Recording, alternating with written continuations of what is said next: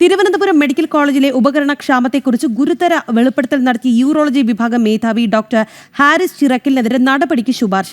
സർവീസിൽ തുടരവെ സർക്കാരിനെതിരെ വിമർശനം ഉന്നയിച്ചതിൽ നടപടി വേണമെന്നാണ് ആവശ്യം. DME വിശദീകരണം വാങ്ങുന്നതിന് മുൻപേ നടപടി ഉണ്ടാകും. സമാന്തരമായി അന്വേഷണ സമിതി വിഷയങ്ങൾ അന്വേഷിക്കും. വിവരങ്ങളുമായി ശാലിനിയാണ് ചേരുന്നത്. ശാലിനി, നേരത്തെ തന്നെ അദ്ദേഹം മാധ്യമങ്ങളോട് പ്രതികരിക്കവേ പറഞ്ഞിരുന്നു, ഇനി തനിക്കെതിരെ എന്തെങ്കിലും നടപടി ഉണ്ടായാലും അത് താൻ സ്വാഗതം ചെയ്യുന്നു, അത് താൻ പ്രതീക്ഷിക്കുന്നുവെന്ന്. ഒടുവിൽ അത്തരത്തിലൊരു നീക്കമാണ് നടക്കുന്നത്.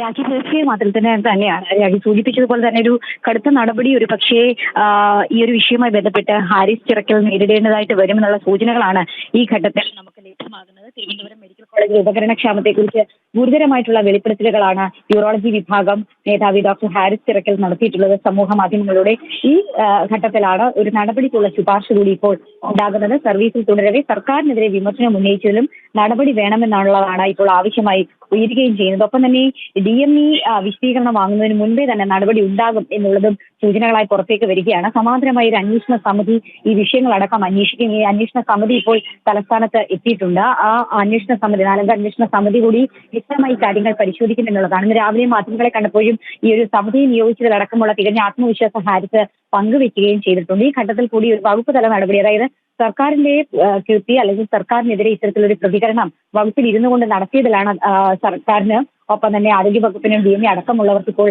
ഹാരിസിനെതിരെ ഒരു എതിരഭിപ്രായമുള്ളത്. മുൻപ് പല ഘട്ടങ്ങളിലും ഹാരിസ് ഈ വിഷയം അവരുടെ ശ്രദ്ധയിൽപ്പെടുത്തിയിട്ടുണ്ട് എങ്കിൽ പോലും കൃത്യമായ നടപടി സ്വീകരിക്കാത്ത പശ്ചാത്തലത്തിൽ കൂടിയാണ് ഹാരിസ് ഇത് തുറന്ന മാധ്യമങ്ങളോട് എഴുതുകയും ചെയ്തിട്ടുള്ളത്. ഈ ഘട്ടത്തിലാണ് ഒരു നടപടിക്ക് ശുപാർശ ഇപ്പോൾ ഉണ്ടാകുന്നത്. അതിൽ വലിയ രീതിയിലുള്ള പിന്തുണ ഹാരിസിന് ഉണ്ടാകുന്നുണ്ട്. നടപടി അടക്കമുള്ള കാര്യങ്ങൾ ഉണ്ടാവുകയാണെങ്കിൽ മറ്റു തലത്തിലേക്ക് ഈ വിഷയം പോകുമെന്നുള്ളതിൽ സംശയമില്ല. എന്തായാലും ഹാരിസിന്റെ പ്രതികരണങ്ങൾക്കൊക്കെ പിന്നാലെ ഇപ്പോൾ സമൂഹ മാധ്യമങ്ങളിൽ പ്രതികരിച്ചതിന് പിന്നാലെ ഇപ്പോൾ സർക്കാർ ഇതിൽ ഇടപെടൽ നടത്തുകയും ഒപ്പം തന്നെ ഈ വിഷയത്തിൽ നാലംഗ സമിതിയെ നിയോഗിക്കുകയും ചെയ്തിട്ടുണ്ട്. ആ സമിതി അന്വേഷണം നടത്തി റിപ്പോർട്ട് ഉടനടക്കം സമർപ്പിക്കാനിരിക്കുന്ന സാഹചര്യത്തിൽ കൂടിയാണ് ഈ പ്രതികരിച്ച ആൾക്കെതിരെ തിരിച്ച് വാദിയെ പ്രതിയാക്കുന്ന രീതിയിലൊരു നടപടിക്കുള്ള ശുപാർശയെ കൂടി ഉണ്ടാകുകയും ചെയ്യുന്നത്. രാഖി, ശാലിനി, അതുപോലെ തന്നെ ഡോക്ടർ ഹാരിസ് ചിറക്കലിന്റെ വെളിപ്പെടുത്തലിൽ സമഗ്ര അന്വേഷണം നടത്തുമെന്ന വിവരം കൂടി പുറത്തു വന്നിരുന്നു. വിവിധ മെഡിക്കൽ കോളേജുകളിലെ വകുപ്പ് മേധാവിമാരടങ്ങുന്ന സമിതിക്കാണ് അന്വേഷണ ചുമതല നൽകിയിട്ടുള്ളത്. അന്വേഷണം നടത്തി ശുപാർശകൾ അടങ്ങിയ റിപ്പോർട്ട് അടിയന്തരമായി സമർപ്പിക്കാൻ നിർദ്ദേശം ഉണ്ടായിരുന്നു.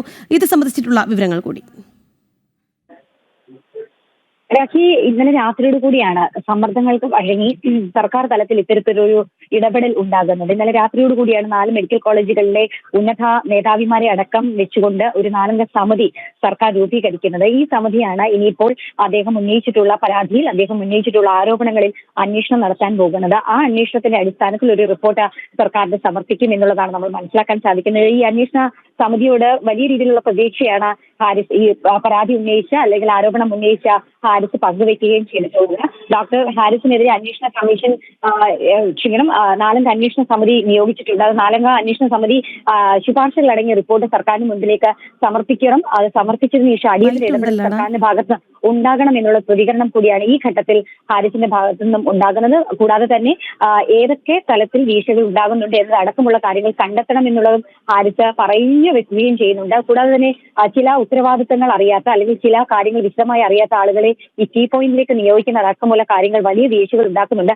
അതടക്കം സർക്കാർ ശ്രദ്ധിക്കണമെന്ന് ഇന്ന് രാവിലെ കൂടി മാധ്യമങ്ങൾക്ക് മുന്നിൽ ഹാരിസ് പ്രതികരിക്കുന്ന ഒരു സാഹചര്യം കൂടി ഉണ്ടായിട്ടുണ്ട്. എന്തായാലും വകുപ്പ് തല അന്വേഷണം ഒരു ഭാഗത്ത് നടക്കുന്നു, സമിതിയുടെ അന്വേഷണം മറ്റൊരു ഭാഗത്ത് നടക്കുന്നു.